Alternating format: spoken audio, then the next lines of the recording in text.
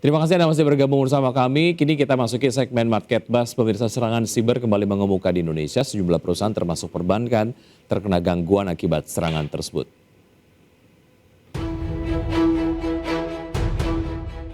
Serangan cyber kembali mengemuka di Indonesia. Yang terbaru adalah serangan cyber ke Bank Syariah Indonesia atau BSI. Chairman Indonesia Cyber Security Forum, Ardi Suteja mengatakan bahwa memasuki era digital, serangan cyber memang tidak dapat dielakkan dan bakal kerap terjadi. Bahkan tahun lalu, aksi peretasan dan penyusupan ke sistem IT juga menyerang Bank Indonesia, Pertamina, hingga Kementerian Komunikasi dan Informatika atau Kominfo. Dapat dikatakan kejahatan dunia maya ini bukanlah hal baru, tetapi telah terjadi sejak awal tahun 2000-an dan kini intensitasnya semakin meningkat seiring makin pesatnya pertumbuhan penggunaan sistem IT pada proses kerja dan bisnis di swasta maupun pemerintahan. Insiden serangan ransomware seperti yang dialami Bank Syariah ini bukan pertama kali terjadi. Pada 2017, ransomware WannaCry diketahui melakukan serangan pada sebuah lembaga layanan kesehatan. Artinya, serangan cyber bisa terjadi setiap saat menimpa lembaga dan perusahaan apapun. Oleh karenanya, menyikapi ancaman yang kerap terjadi tersebut, Ardi menilai masyarakat tidak perlu panik yang berlebihan karena sebenarnya sudah ada protap di dalam industri yang mengatasi serangan yang terjadi. Justru dengan adanya serangan cyber dinilai membuat perusahaan yang menjadi korban makin meningkatkan keamanan sistem IT-nya yang ujung-ujungnya berdampak positif pada keamanan dan kenyamanan konsumen maupun nasabah. Tenang, meski marak serangan cyber, dana nasabah tetap aman.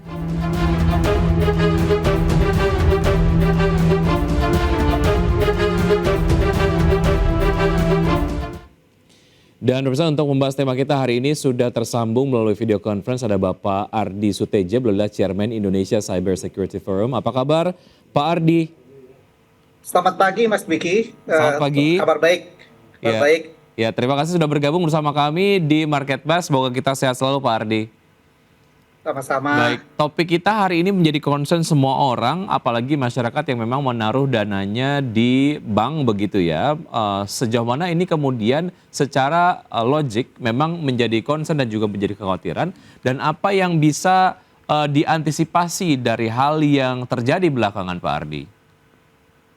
Terima kasih. Ini memang saya terus terang aja agak prihatin ya dengan berbagai serangan yang terjadi dan apa yang terjadi terakhir ini terhadap kolega kita di Bank Syariah ini juga sesuatu yang memang sangat disayangkan ya, dan ini akan terus terjadi karena juga beberapa waktu yang lalu juga terjadi juga ada serangan cyber terhadap salah satu bank asing di Indonesia ya. Bahkan ini juga kita ketahuinya juga bukan dari domestik, tapi justru dari negara di mana bank asing itu punya kantor pusat gitu. Jadi ini akan menghiasi pemberitaan media kita ya dalam keseharian ya terkait dengan hal ini ya. Tapi yang kita harus lakukan ya kalau melihat menyikapi hal seperti ini ya, kita harus bersikap tenang ya, kita belajar ya, karena ini adalah satu proses transisi di mana kita memasuki sebuah era yang mana kita sendiri sebetulnya tidak banyak paham ya. Kita cuma tahunya eranya itu bermanfaat ya, ada teknologi yang bisa kita pergunakan untuk kebaikan kita ya, untuk menambah pengetahuan kita, memperbaiki kondisi kehidupan kita. Tapi di samping manfaat juga tentunya ada risiko. Nah, ini juga salah satu yang sekarang kita hadapi, ini adalah salah satu bentuk risiko yang kemungkinan juga jarang ada yang mau bicarakan. Baik, ya Pak Ardi, beberapa hari belakangan masyarakat juga memang coba ditandangkan dengan sebuah statement yang disampaikan bahwa walaupun memang ada serangan siber tapi dana nasabah tetap aman begitu ya. Secara mekanisme apa yang dilakukan sehingga kemudian walaupun terjadi serangan siber, dana nasabah tetap aman? Betul, jadi saya meyakini ya nggak mungkin pemerintah, regulator dan lembaga perbankan ya itu mau nantinya kalau terjadi apa-apa dengan sistem mereka itu lantas yang dikorbankan atau ditelantarkan nasabah. Saya rasa tidak seperti itu ya. Karena untuk menjadi sebuah perusahaan apalagi bergerak di bidang industri keuangan tentunya harus tunduk pada peraturan-peraturan yang sudah ditetapkan oleh pemerintah dan regulator. Dan masuk dalam peraturan itu juga ada peraturan teknis ya. bagaimana sebuah lembaga keuangan atau perbankan ini diwajibkan untuk mengoptimalkan sistem pengamanan ya, termasuk sistem pengamanan elektronik mereka.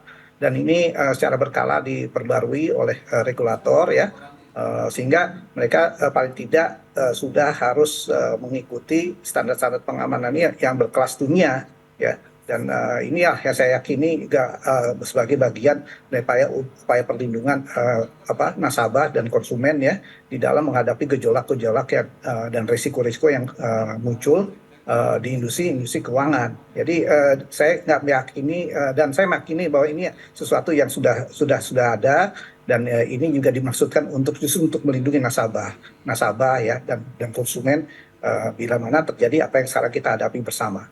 Oke, selain dana yang memang sudah disampaikan dan juga sudah dipastikan walaupun ada serangan siber tapi dana tetap aman begitu. Lalu bagaimana dengan data? Apa langkah antisipatif yang bisa dilakukan lah oleh ekosistem perbankan kita? Baik, nah ini saya harus luruskan ya. Ini mungkin ada persepsi yang agak keliru ya. Kalau data itu kan sifatnya kita ada yang bisa kita lihat ya dalam bentuk catatan, ada juga yang bisa kita lihat secara elektronik, yang bisa kita lihat di layar komputer. Nah, data ini kita jangan berasumsi di catatan itu ada, tapi kita jangan berasumsi sistem penyimpanan atau file elektroniknya tidak digandakan atau disalin. Ya, jadi fisiknya memang ada, tapi kemungkinan itu disalin sangat besar. Artinya mereka masuk ke dalam sistem ya, kalau peretas itu masuk ke dalam sistem, yang pertama mereka lakukan pasti akan mencari data. Dan datanya itu bukan diambil secara fisik, tapi disalin ya. Nah kalau disalin kita nggak tahu berapa banyak salinannya yang mereka lakukan, tapi yang jelas kemungkinan ini pasti terjadi dan sudah banyak pembuktian yang sudah mungkin kita baca ya melalui media massa dan referensi literatur akademis itu sudah ada. Jadi ini yang kita harus mulai memikirkan bagaimana kita melakukan sistem proteksi yang kita bilangnya plus ya terhadap data-data ini agar jangan sampai data mereka bisa peroleh tapi jangan sampai mereka bisa membaca datanya. Ya, plus dan juga berlapis begitu ya, karena memang ini yang diperlukan oleh masyarakat memasuki era digital ini. Karena juga Anda tadi sampaikan memasuki era digital akan ada chances terjadi serangan siber yang akan lebih sering begitu. Nah kalau kita lihat dari peran serta pemerintah sendiri dari sisi regulasi kah ataupun mungkin dari pengamanan begitu Indonesia as a whole terhadap serangan-serangan siber, menurut Anda apa yang perlu di-exercise dan apa yang perlu ditingkatkan Pak Ardi? Ya ini terus terang aja kita ini memang masih banyak ketertinggalan ya di dalam memahami ancaman cyber. Bahkan mungkin ketika kami mulai menggagas dibentuknya sebuah badan yang mengelola masalah cyber ya nasional itu di tahun 2013-2014 itu orang tidak peduli pada saat itu. Bahkan ketika kami juga bicara dengan berbagai pihak mengenai pentingnya untuk menjaga data, pentingnya menjaga infrastruktur, kami malah dianggap ini nggak perlu katanya. Ya. Nah, seiring dengan perkembangan itu dalam beberapa tahun terakhir ini memang terjadi banyak serangan. Bahkan kenapa sekarang ini menjadi masalah besar buat kita ya? Karena apa? Seorang kepala negara kita ini sudah pernah kena yang namanya, kalau sekarang istilahnya serangan cyber itu dulu bahasanya disadap ya. Jadi kalau udah namanya kepala negara sudah disadap, atas bagaimana kita melindungi negara ini. Ini kepala negara, simbol negara sudah diserang. Nah, ini kita harus pikir bagaimana lantas bagaimana infrastruktur ya dan masyarakat kita bisa lindungi. Nah, itulah yang melatar belakangi salah satu melatar belakangi kenapa kita perlu memikirkan membangun ya sebuah badan yang mengurusi masalah-masalah cyber yang mungkin sekarang menjelma dengan nama badan yang kita kenal dengan Badan Sandi dan Cyber Negara ya BSSN ya. Itu ya itu juga hasil kolaborasi pemikiran dari berbagai pihak ya, makanya sudah ada itu. Jadi kita sudah masyarakat, industri ya, pemerintah ini sekarang bahu-bahu bagaimana kita bisa membangun keamanan cyber yang melibatkan semua pihak yang memang berkepentingan dengan digitalisasi ini. Baik, artinya sudah ada langkah-langkah mitigasi untuk membentengi Indonesia lah ya dari serangan siber begitu. Oke, Betul. kita masih ada beberapa segmen, Pak Ardi, kita akan lanjutkan usai jeda berikut ini dan bisa tetap bersama kami akan segera kembali. Terima kasih Anda masih bergabung bersama kami di Market Buzz dan saya masih berbincang bersama Pak Ardi Suteja, beliau adalah Chairman of Indonesia Cyber Security Forum. Tadi kita sempat membahas mengenai bagaimana sebetulnya langkah-langkah mitigasi yang perlu dilakukan. Kita kemudian bicara mengenai spesifik hal yang harus ditingkatkan dan bagaimana caranya. Karena ini menurut data yang saya miliki ini Pak Ardi, tahun lalu aksi peretasan dan penyusupan ke sistem IT juga menyerang Bank Indonesia, Pertamina hingga Kementerian Komunikasi dan Informatika gitu ya. Even Kominfo-nya juga diserang gitu. Nah, secara spesifik apa yang harus ditingkatkan dan bagaimana caranya Pak Ardi? Ini tentu saja lagi-lagi untuk menimbulkan kepercayaan dari masyarakat terkait keamanan kita terhadap serangan siber. Betul, jadi memang tidak ada pihak manapun yang imun ya terhadap serangan cyber. Nih tadi kalau udah diceritakan ada beberapa kementerian dan lembaga pemerintah yang sudah terkena. Artinya apa? Ini kita bisa bayangkan ya, kalau lembaga pemerintah saya sudah bisa diserang, lantas bagaimana dengan yang lain? Sama juga waktu itu Bapak Presiden ya, tahun 2013 itu di Sadap ya, itu juga menjadi pemikiran buat kita bagaimana masalahnya di mana, apa yang belum dijalani, apa yang belum berfungsi ya. Jadi kalau mau kita memperkuat masalah cyber ini tidak cukup hanya regulasinya yang diperkuat, tapi juga tentunya harus dibangun semacam apa namanya kode etik ya, etika apa namanya berinternet ya. Dulu zaman saya awal-awal apa main internet ada istilah netiquette ya. Itu sebetulnya masih tetap berlaku, tapi lambat laun nampaknya orang sudah tidak lagi memperhatikan hal-hal seperti ini ya.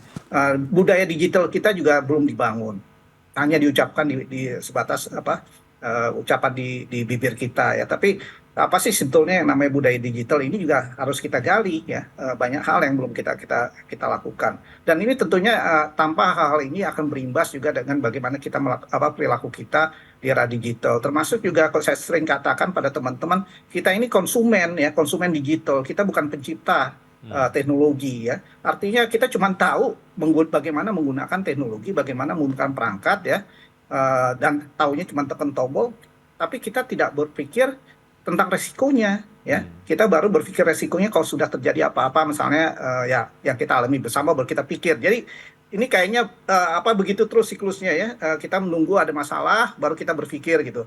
Nah, kita nggak bisa seperti itu. Ini harus kita rubah ya. Hal seperti ini harus kita rubah ya, bahwa ketika kita ini poin penting ya. Poin pentingnya tuh ketika kita bergiat ya, beraktivitas di internet. Ini ibaratnya kita memasuki sebuah hutan belantara yang sangat lebat ya. Dan kita juga kalau namanya bicara hutan belantara, kita kan tahu di dalam hutan belantara tuh predatornya banyak. Nah, ini yang terjadi di internet, di dunia maya ya, dulu istilahnya dunia maya, sekarang ruang cyber. Itu seperti itu, tidak berbeda dengan hutan belantara yang dimana banyak predatornya dengan berbagai maksud dan berbagai kepentingan. Nah, kedua juga hal lain, kita nggak kenal orang-orang di internet. Artinya semakin banyak orang yang bergiat di internet, akan semakin banyak orang yang tidak dikenal. Maka ini penting kita membangun, mengasah apa namanya kepekaan kita untuk berhati-hati ya di suatu lingkungan yang asing bagi kita dan kita tidak kenal orang. Makanya dulu kan ya kalau di rumah dulu kita keluar rumah seringkali diingatkan oleh orang tua kita ya, ibu seringkali mengatakan hati-hati jangan apa namanya berbicara dengan orang asing yang tidak dikenal. Nah ini seringkali udah dilupakan oleh teman-teman dan masyarakat, hal-hal yang sederhana seperti ini dilupakan. Nah ini yang kita hadapi hal seperti itu. Baik. Jadi artinya dari masyarakat ya dari masyarakat sendiri juga diminta betul-betul hati-hati menggunakan data pribadinya begitu ya ketika menggunakan media digital begitu ya. Ya jangan diobral lah data itu, jangan diobral ya. Contoh sudah banyak ya, dan sudah banyak dampak yang nggak baik gitu ya. Ini harus kita hentikan kebiasaan-kebiasaan hal seperti ini. Ini dimulai juga dengan dari diri kita sendiri. Baik, mengenai peran serta dari pemerintah sendiri lah ya, khususnya untuk melindungi perbankan kita. Ya memang diakui bahwa peretasan perbankan juga ini tidak hanya menjadi masalah Indonesia, negara-negara lain juga demikian gitu. Apa yang bisa dilakukan oleh pemerintah terkait dengan transfer knowledge ataupun mungkin studi banding terkait dengan pengamanan dari perbankan-perbankan yang ada di luar negeri misalnya gitu, walaupun memang sebuah negara kemudian dikatakan canggih tapi tetap saja bisa diserang gitu ya, dihack begitu sistem perbankannya. Nah, apa yang bisa dilakukan supaya kemudian ada apa pengupdatean lah dari sistem perlindungan perbankan di Indonesia secara regulator begitu. Ini bisa betul-betul dilakukan supaya ke depannya ada perlindungan yang lebih menyeluruh, Pak Ardi. Baik, ini sebetulnya saya sih terus terangnya cerita ya karena saya juga ada di industri ya dan apa namanya industri keuangan yang kita sebut FSI ya Financial Services Industry ini di Indonesia ini termasuk yang sudah lebih maju ya dari dibanding industri lain terkait dengan standarisasi pengamanan elektronik ya gangguan cyber. Karena apa?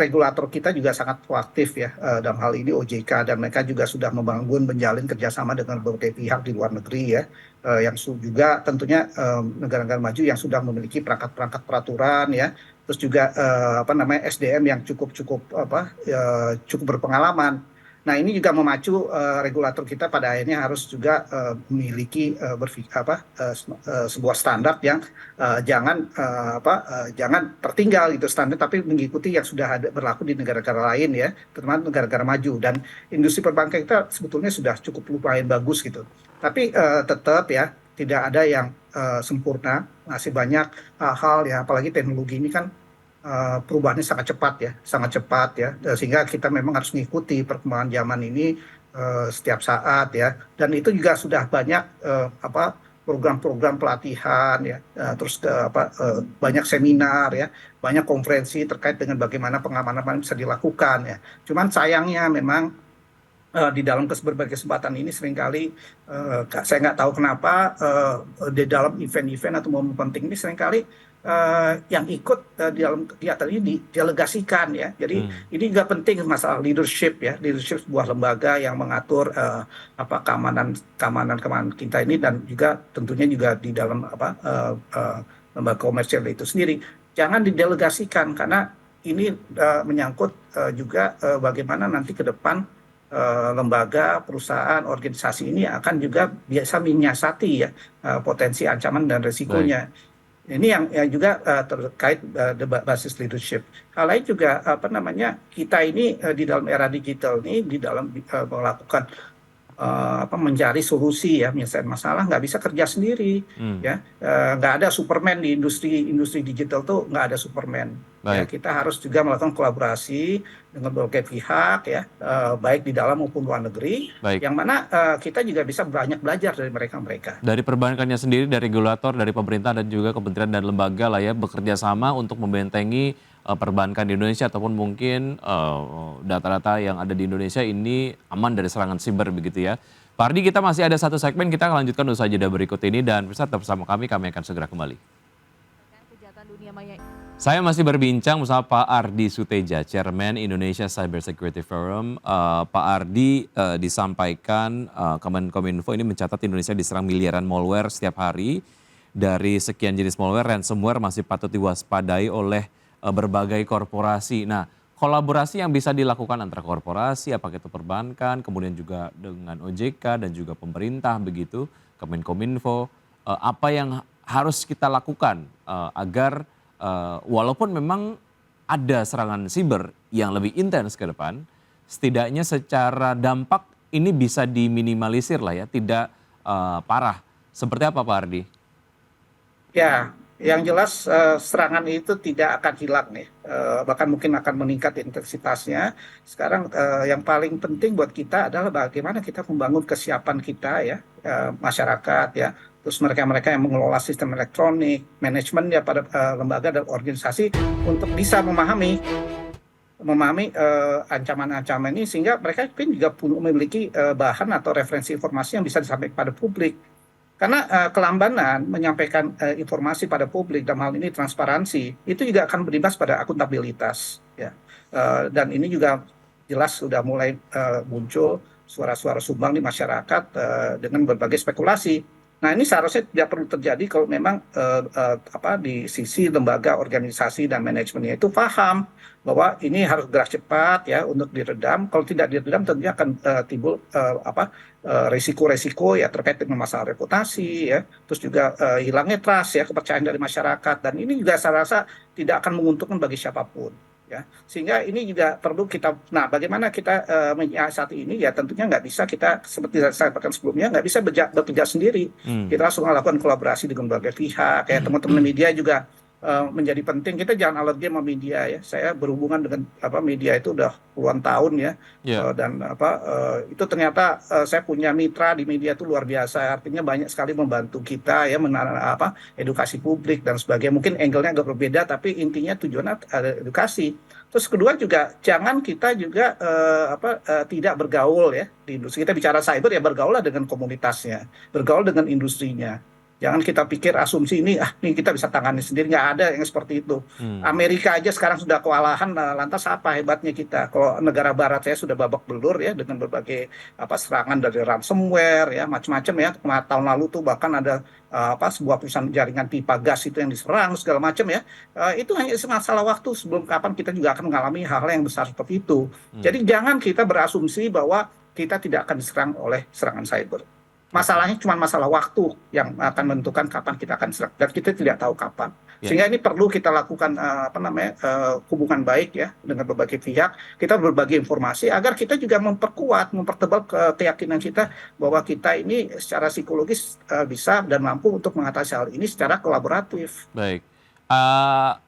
Inovasi-inovasi dan juga inisiatif-inisiatif terkait dengan pengawanan siber ada atau tidak, kebanyakan datang dari korporasi. Ketika kemudian inisiatif ini datangnya dari korporasi, bagaimana sejauh ini sambutan dari pemerintah begitu? Apakah memang inisiatif ini di-follow up oleh pemerintah sehingga menghasilkan sebuah sistem perlindungan yang juga ternyata bisa diadopsi begitu? Atau seperti apa Pak Ardi? Betul, jadi kita tidak semua solusi ya itu datang dengan melalui regulasi ya. Karena apa? Yang kita hadapi resikonya itu ada dua ya. Kalau di cyber sama juga dengan bentuk risiko-risiko lainnya, itu ada dua faktor yang kita harus benar-benar pertimbangkan dan menyadari. Di cyber juga ada risiko terhadap nyawa orang ya, nyawa orang ya. Kedua, kita juga harus memikirkan bagaimana kalau misal ada serangan seperti apa yang dialami oleh kolega kita di Bank BSI. Kita harus mikirkan bagaimana kita jangan sampai terdampak terhadap pelayanan masyarakat, nasabah. Nah, ini kok layanan terhenti, tentunya dampaknya kemana-mana ya. Dan kita harus ingat yang namanya industri seperti perbankan itu kan itu adalah industri yang menguasai hajat hidup orang banyak. Ya, orang-orang sehari-hari perlu uang. Nah, ini jangan sampai itu terhenti.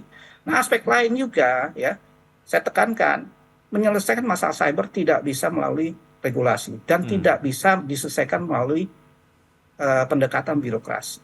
Baik. Makanya ini kita melibatkan semua pihak ini adalah untuk berpikir bagaimana untuk menembus memangkas mata rantai birokrasi. Karena apa? Yaitu resiko ancamannya itu dua tadi.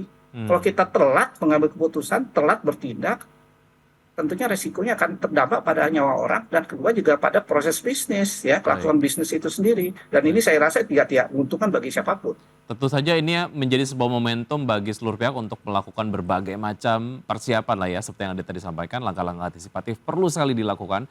Apakah itu berbentuk pemotongan regulasi yang harus dilakukan agar lebih taktis terkait dengan penanganan serangan-serangan siber ke depan. Kemudian juga banyak sekali inovasi-inovasi yang mungkin diinisiasi dari korporasi ataupun mungkin berbagai macam komunitas gitu, agar bisa betul-betul melindungi Indonesia dari berbagai macam serangan siber ke depan, khususnya untuk perbankan. Sangat singkat, Pak Ardi, apa yang Anda bisa sampaikan terkait dengan masyarakat yang selama ini ataupun baru-baru ini memiliki concern terkait dengan aktivitas mereka di perbankan di era digital? Singkat Pak Ardi. Baik, kita jangan kalau kita terdampak dari masalah yang sekarang ini terjadi, kita jangan kerap menyalahkan pihak-pihak tertentu ya. Kembali lagi, penyelesaian masalah cyber itu tidak bisa dipasrahkan pada satu pihak ya. Dan ini juga harus menjadi concern kita semua, dan ini juga menjadi tanggung jawab kolektif dari kita semua ya, bukan hanya penyelenggara jaringan ya, pemerintah, ya, regulator, ini juga harus melibatkan semua dari masyarakat itu sendiri ya, teman-teman di perguruan tinggi ya, dan industrinya. Jadi kita jangan lepas tangan bahwa ini semua adalah tanggung jawab kita bersama. Baik, Pak Ardi, terima kasih atas informasi yang Anda sudah sampaikan, sangat mencerahkan sekali. Sukses untuk Anda, sehat selalu, sampai jumpa.